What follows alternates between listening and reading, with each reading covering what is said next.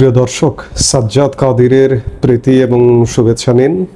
এই মুহূর্তে আপনাদের সামনে কথা বলতে এসেছি মার্কিন সামরিক ঘাঁটিতে ইরানের হামলা, ভয় পেয়ে ট্রাম্পের যুদ্ধবিরতির ঘোষণা। কতগুলো সামরিক ঘাঁটি আছে মধ্যপ্রাচ্যে যুক্তরাষ্ট্রের, এই প্রসঙ্গটি নিয়ে কথা বলবো। আপনারা গতকাল রাতেই খবর পেয়েছেন যে ইরান, পরাক্রমশালী ইরান, এই মুহূর্তে বলতে হবে যে ইরান একাই মার্কিন যুক্তরাষ্ট্রের দিকে আঙ্গুল তুলিয়ে দেখিয়েছে, ইসরায়েলের দিকে আঙ্গুল তুলে দেখিয়েছে। গতকাল রাতে মধ্যপ্রাচ্যের সবচেয়ে বড় সামরিক ঘাঁটি কাতারে হামলা চালিয়েছে। যদিও কয়েকদিন আগেই মার্কিন যুক্তরাষ্ট্র সেটি জেনে সেই সামরিক ঘাঁটিটি খালি করে দিয়েছে। যেখানে 40টি বিমান সবসময় অবস্থান করত, সেখানে 3টির মতো বিমান ছিল। আবার একই সাথে গতকালকে ইরাকের সামরিক ঘাঁটিতেও হামলা চালিয়েছে। এই যখন অবস্থা, তখন মার্কিন যুক্তরাষ্ট্র ইতিমধ্যে ইসরায়েল এবং ইরানের মধ্যে যুদ্ধবিরতি ঘোষণা করেছে। ঘোষণা বা যদি বলেন যে এটি চাপিয়ে দিয়েছে, তাহলে কিন্তু ভুল হবে না। যুক্তরাষ্ট্রের প্রেসিডেন্ট ডোনাল্ড ট্রাম্প জানিয়েছেন যুদ্ধবিরতি এখন কার্যকর হয়েছে ইরান এবং ইসরায়েলের মধ্যে, দয়া করে কেউ এটা লঙ্ঘন করবেন না। নিজের ট্রুথ সোশ্যালে দেওয়া এক পোস্টে একথা লেখেন ট্রাম্প। খবর বিবিসির। ইসরায়েল ও ইরানের গণমাধ্যমেও যুদ্ধবিরতি শুরু হয়েছে বলে জানানো হয়েছে। এর আগে ট্রুথ সোশ্যালে ট্রাম্প জানান ইসরায়েল ও ইরান পুরোপুরি সর্বাত্মক যুদ্ধবিরতিতে সম্মত হয়েছে। তবে ইরানের পররাষ্ট্রমন্ত্রী আব্বাস আরাকজি এরপর সামাজিক মাধ্যমে জানান এখন পর্যন্ত যুদ্ধবিরতি বা সামরিক অভিযান বন্ধের বিষয়ে কোনো চুক্তি হয়নি। তিনি আরও বলেন, তবে ইসরায়েল যদি তেহরানের স্থানীয় সময় অনুযায়ী ভোর 4টার মধ্যে ইরানি জনগণের বিরুদ্ধে তাদের অবৈধ হামলা বন্ধ করে, তাহলে আমরা আর পাল্টা হামলা চালিয়ে যাওয়ার কোনো ইচ্ছা রাখি না।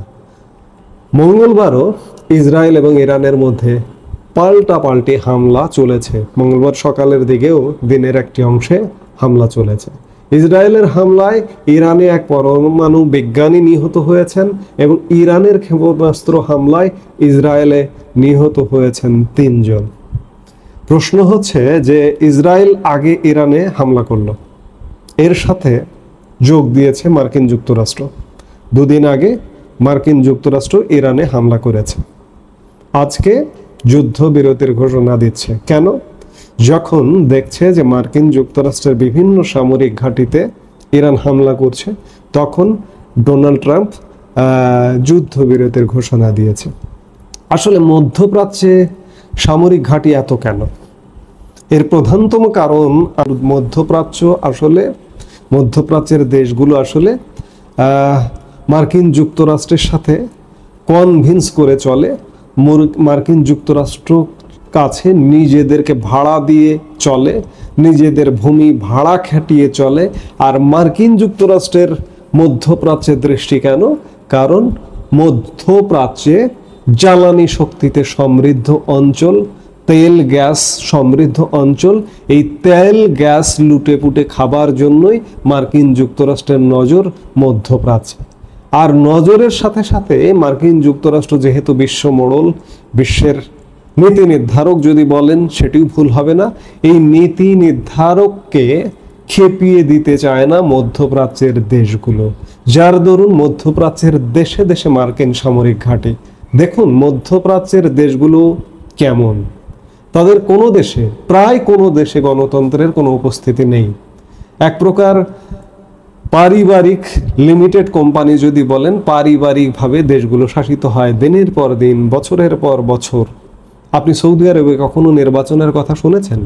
কাতারে কখনো নির্বাচনের কথা শুনেছেন? ওমানে কখনো নির্বাচনের কথা শুনেছেন? শোনেননি, শুনবেনও না। এই নির্বাচনের জন্য বৈশ্বিকভাবে বিশ্ববাসী যাতে চাপ না দেয়, গণতন্ত্রের জন্য যাতে চাপ না দেয়, এই জন্যই মার্কিন যুক্তরাষ্ট্রকে পাশে রাখবার স্বার্থে মধ্যপ্রাচ্যের দেশগুলো মার্কিন সামরিক ঘাঁটি করতে দিয়েছে, বা এক কথায় যদি বলি কনভিন্স করে চলে। মার্কিন যুক্তরাষ্ট্র মধ্যপ্রাচ্যের দেশগুলো ধরেই নেয় যে মার্কিন যুক্তরাষ্ট্র যদি আমাদের সাথে থাকে তাহলে আর কারো প্রয়োজন নেই। একই সাথে এই মুহূর্তে মনে পড়ে যাচ্ছে যে বাংলাদেশের গণতন্ত্র উত্তরণের খুব বড় ধরনের সমূহ সম্ভাবনা ছিল, যদিও কখনো কোনো দিন বাংলাদেশেও গণতন্ত্র ছিল না, পারিবারিক রাজনীতি ছিল। আওয়ামী লীগ বলুন, বিএনপি বলুন, শহীদ প্রেসিডেন্ট জিয়াউর রহমানের পরিবারের হাত ধরে বিএনপি আবর্তিত হয়, আর বঙ্গবন্ধু শেখ মুজিবুর রহমানের পরিবারের হাত ধরে আওয়ামী লীগ আবর্তিত হয়। এটুকে যদি গণতন্ত্র বলেন, যুক্তরাষ্ট্র কিংবা যুক্তরাজ্য কিংবা ইউরোপিয়ান দেশগুলোর যে গণতন্ত্র, কিংবা আমার পাশের দেশ ভারতের গণতন্ত্র যদি বলেন, তাহলেও কিন্তু বাংলাদেশে কখনোই গণতন্ত্র ছিল না। বাংলাদেশও যদি মধ্যপ্রাচ্যর দেশগুলোর সাথে খানিকটা তুলনা করেন, পুরোপুরি তুলনা না হলেও খানিকটা সেই রকমই, কারণ রাজনৈতিক দলগুলোর চরিত্র হচ্ছে পারিবারিক। বাংলাদেশে নির্বাচন হয়, নির্বাচন হয়ে ক্ষমতার পরিবর্তন হয়। বিগত 54 বছরে অনেকগুলো নির্বাচন হয়েছে, আমরা সামনে ত্রয়োদশ নির্বাচনের প্রস্তুতি নিচ্ছি। সেই জায়গায় মধ্যপ্রাচ্যের দেশগুলো থেকে খানিকটা এগিয়ে। এখন প্রশ্ন হচ্ছে যে মধ্যপ্রাচ্যের সামরিক ঘাঁটিতে হামলা করছে ইরান, ইতিমধ্যে কাতারে হামলা করেছে, ইরাকে হামলা করেছে, আরো দেশগুলো কতগুলো। মধ্যপ্রাচ্যে আসলে মার্কিন সামরিক ঘাঁটি কতগুলো? বিবিসির খবর বলছে যে মধ্যপ্রাচ্যে মার্কিন সামরিক বাহিনীর উল্লেখযোগ্য উপস্থিতি রয়েছে। মধ্যপ্রাচ্যের 12টিরও বেশি দেশে মার্কিন সামরিক বাহিনীর পাশাপাশি ওই অঞ্চলের জল সীমায়ও যুক্তরাষ্ট্রের জাহাজ মোতায়েন করা আছে। বর্তমানে এসব ঘাঁটিতে সামরিক ও বেসামরিক নাগরিক মিলিয়ে প্রায় 40,000 মানুষ আছেন। তাছাড়া রয়েছে বিমান প্রতিরক্ষা ব্যবস্থা, যুদ্ধ বিমান এবং যুদ্ধ জাহাজ। ইরানের 3টি পারমাণবিক স্থাপনায় মার্কিন যুক্তরাষ্ট্র হামলা চালানোর পর মার্কিন যুক্তরাষ্ট্রের যে সামরিক ঘাঁটিগুলো মধ্যপ্রাচ্যে আছে, সেই সামরিক ঘাঁটিগুলো ইরানের লক্ষ্যবস্তুতে পরিণত হয়, যার দরুন মার্কিন যুক্তরাষ্ট্র পূর্ব সতর্কতা নিয়েছে। যেমন মধ্যপ্রাচ্যের সবচেয়ে বড় সামরিক ঘাঁটি, সেখান থেকে তাদের প্রয়োজনীয় সরঞ্জাম, বিমান সরিয়ে ফেলেছে। মধ্যপ্রাচ্যে সামরিক বাহিনীর উপস্থিতি কোনো নতুন বিষয় নয়। ইরাক যুদ্ধের সময় ওই অঞ্চলে সামরিক বাহিনীর সেনা সংখ্যা 1,60,000-এরও বেশি ছাড়িয়ে গিয়েছিল। চিন্তা করুন, তার মানে বুঝুন বাংলাদেশের যে সামরিক বাহিনীর সদস্য সংখ্যা প্রায় সমপরিমাণ ছাড়িয়ে গিয়েছিল। মার্কিন সৈন্য সমাবেশ এতটাই ঘটানো হয়েছিল। আফগানিস্তান যুদ্ধের সময়ও মার্কিন সামরিক বাহিনীর উপস্থিতি ছিল চোখে পড়ার মতো। গত বছর ইসরায়েল ও ইরানের মধ্যে উত্তেজনা এবং লোহিত সাগরে বাণিজ্যিক ও সামরিক জাহাজে ইয়েমেনের হুথিদের ক্রমাগত হামলার পর প্রতিক্রিয়া স্বরূপ ওই অঞ্চলে মার্কিন সেনা উপস্থিতি জোরদার করা হয়। তবে সম্প্রতি তেহরানের পক্ষ থেকে বড় ধরনের প্রতিক্রিয়ার আশঙ্কায় মার্কিন কর্মীদের সুরক্ষার জন্য আঞ্চলিক ঘাঁটিগুলো থেকে সামরিক বাহিনীকে স্বেচ্ছায় প্রত্যাহারের সিদ্ধান্ত নেয় যুক্তরাষ্ট্র। সামগ্রিকভাবে এই অঞ্চলে কমপক্ষে 19টি স্থানে মার্কিন যুক্তরাষ্ট্রের সামরিক স্থাপনা রয়েছে। এর মধ্যে কয়েকটিকে বহু আঞ্চলিক বিশেষজ্ঞ স্থায়ী ঘাঁটি বলে মনে করেন। সেগুলো সৌদি আরব, বাহরাইন, মিশর, সংযুক্ত আরব আমিরাত, ইরাক, ইসরায়েল, জর্ডান, কুয়েত, কাতার এবং সিরিয়ায় অবস্থিত।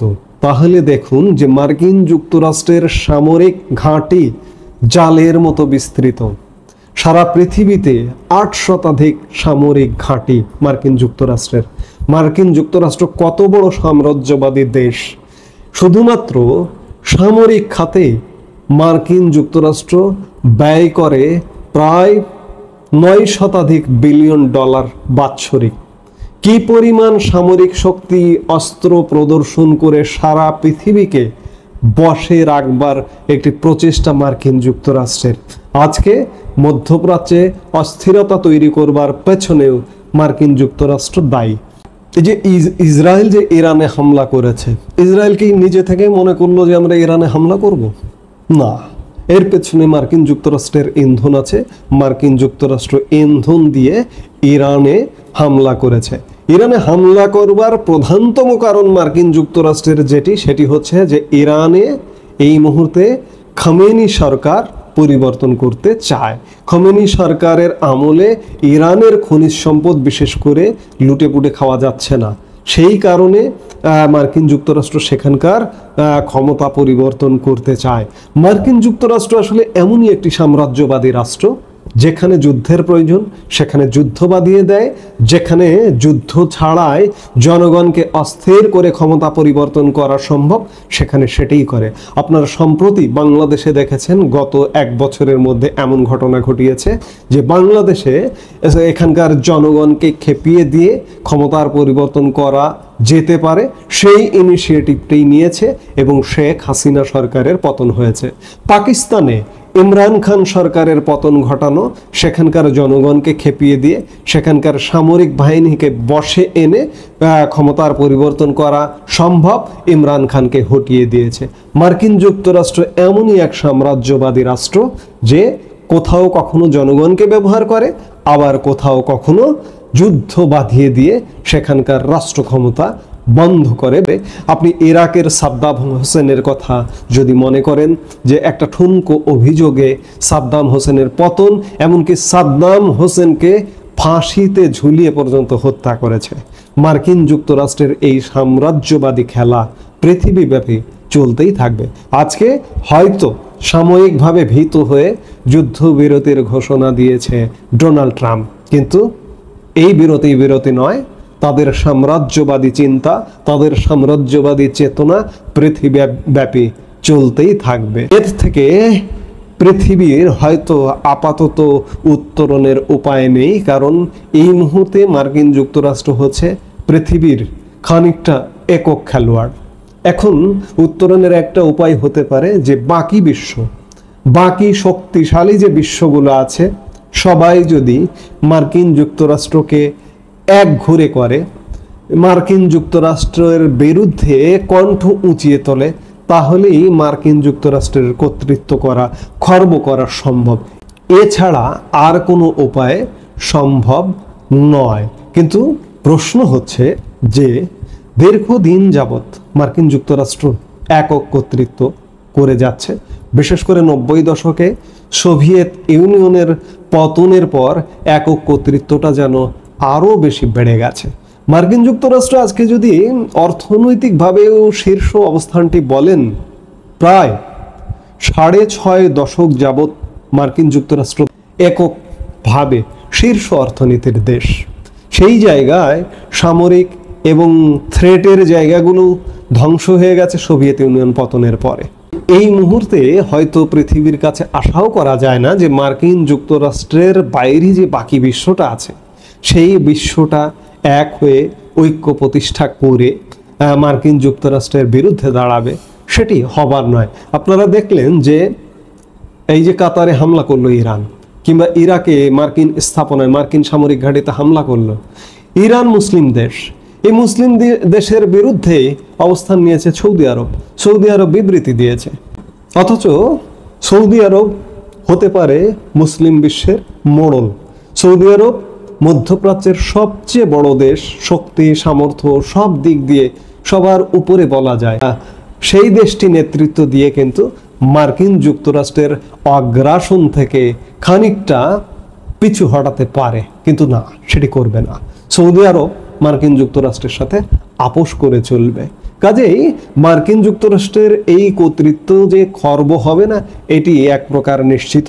সাময়িক যুদ্ধবিরতির ঘোষণা দিয়েছে, যুদ্ধবিরতি হয়তো হয়ে যাবে। এই যুদ্ধবিরতিটা ধরে নিলাম যে হয়ে গেল, কিন্তু কোথাও না কোথাও একটা গ্যাঞ্জাম লাগিয়ে রাখবেই মার্কিন যুক্তরাষ্ট্র। মার্কিন যুক্তরাষ্ট্র হচ্ছে সেই দেশ, সেই গোষ্ঠী। এই মুহূর্তে এ পর্যন্তই। সবাই ভালো থাকুন, সুস্থ থাকুন। আমাদের ভিডিওগুলো নিয়মিত পেতে সাবস্ক্রাইব করুন Sajjad Kadir and the legends YouTube channel এবং লাইক, কমেন্ট, শেয়ার করে সাথে থাকুন।